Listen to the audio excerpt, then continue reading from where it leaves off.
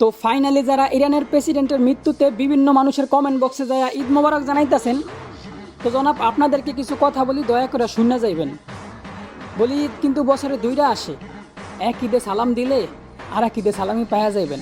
আর হ্যাঁ, ইব্রাহিম রাইসির মৃত্যুতে আমরা শোকাহত কিন্তু ভরসাহীন নয়, কারণ মুসলমানদের ভরসা স্বয়ং আল্লাহর উপর, কোনো নির্দিষ্ট নেতা বা প্রেসিডেন্টের উপর নয়।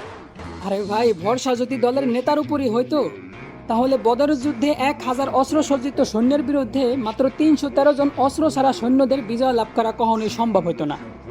ভরসা যদি স্বয়ং আল্লাহর উপরে না হইতো তাহলে যেই নদী মুসা নবীর পার হওয়ার জন্য রাস্তা করে দিছে, ওই নদী কখনোই ফেরাউনরে ডুবায় মারতে পারতো না। আসলে মুসলিম যুব সমাজ সম্পর্কে আপনাদের ধারণাই নাই। ইতিহাস আজও সাক্ষী দেয় যে একজন পরিপূর্ণ মুসলিম যুবকের হুঙ্কারে বড় বড় নেতাদের সিংহাসন কাঁপায় দিছিল ভাই। আর কিছু কথা তো আমরা না, আমাদের মুরব্বীরা কয়, মরিবার তরে নাকি পিপিলিকার পাখা গজায়। তো পরিশেষে ইসরায়েলবাসী ও ইসলামী দুশ্মনদের একটা কথাই বলতে চাই, এতটা ঈদ মোবারক জানায়েন না ভাই। কারণ আল্লাহর উপর ভরসা করে যদি একবার ইসলামী যুব সমাজ জায়গা ওঠে তাহলে আপনাদেরকে ঈদের সালামি দেওয়ার জন্য এমন হাজারটা ইব্রাহিম রাইসি তৈরি হইব ভাই।